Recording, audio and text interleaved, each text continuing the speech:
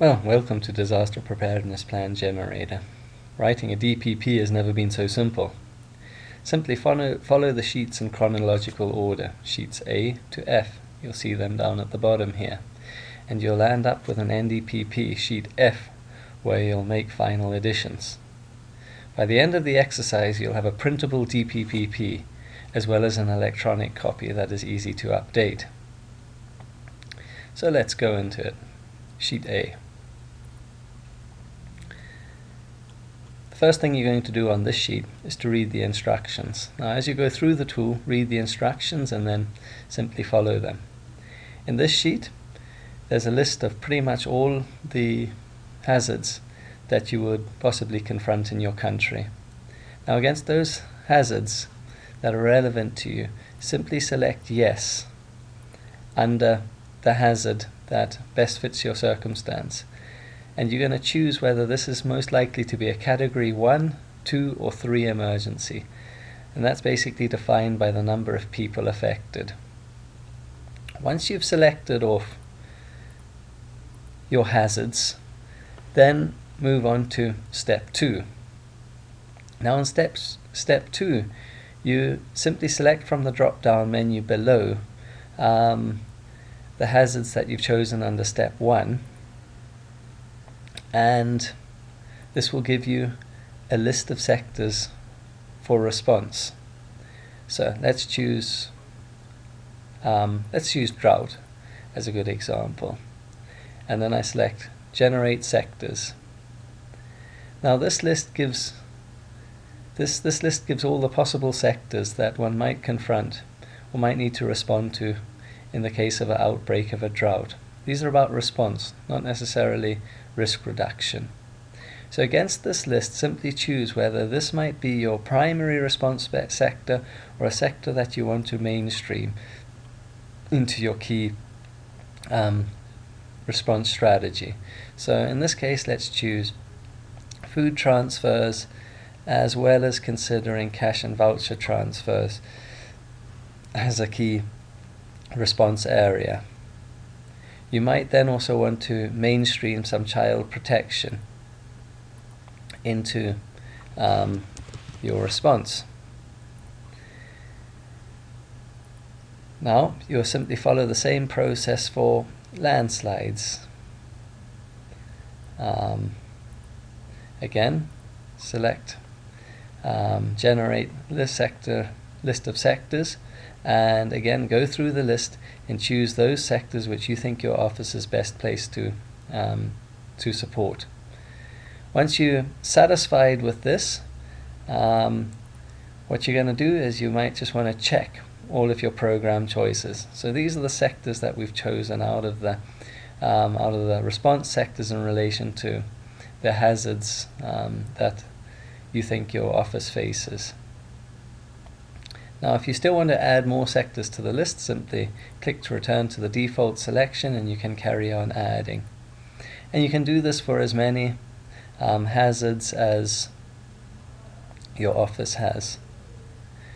Step 3. For category 1 and 2 emergencies, please use the population tool to roughly estimate areas likely to be affected by the hazard and the probable proportion of the population.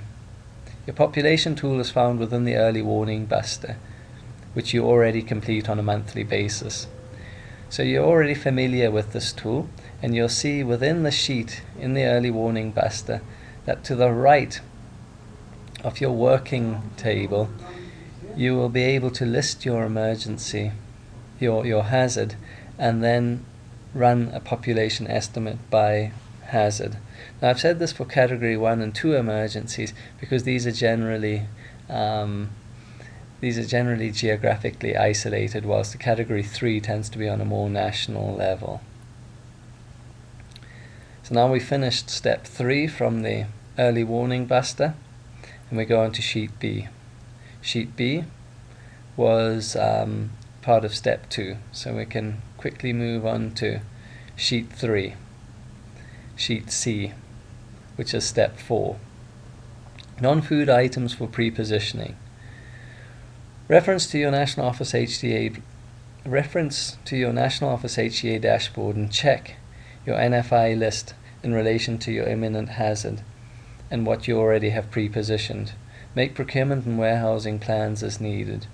You'll need to attach this tool within the final NDPP as instructed at the end. So within your National Office HEA dashboard, there's already an NFI buster or an NFI list that you can choose from. And this list has been carefully tailored through many years of experience from some of our most professional staff within the organization. So generally this will cover pretty much all of the range of NFIs you could think of. But if it doesn't, you can add more to the bottom of the list. And what you really need to do is make each of those things that you select culturally and context specific. So having completed step 4, you move on to sheet D, which is step 5, the concept papers. Now, using your list of primary response sectors chosen under step 3, you will now use Proposal Buster to generate your response concepts. Do one concept per primary response sector. As you generate these concepts, you will need to take the opportunity to assess your capacity to implement the sector and make adjustments accordingly. Now you can access Proposal Buster and how to use it by clicking this icon, which will take you to a YouTube clip. And furthermore, if you don't have Proposal Buster downloaded onto your computer, you can simply run through this link and download the latest version of Proposal Buster and follow the instructions accordingly. Moving swiftly on to sheet E, which is step 6. This is about all of your external contacts. Now it's important to pre-position your external contacts in relation to the sector choices that you are aiming to respond with.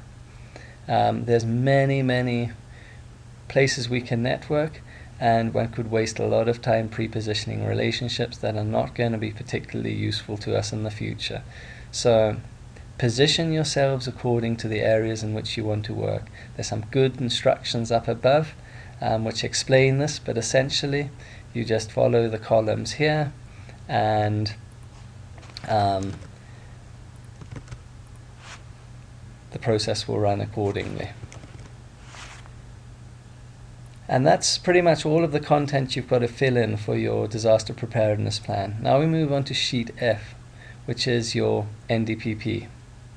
And what you're simply going to do here is run refresh your NDPP and then follow the instructions accordingly. So insert your country name here, the date when you completed it, the people who prepared it and reviewed it, and this will now consolidate for you your hazards, and you can attach your population and population at risk tool here, which is your early warning buster.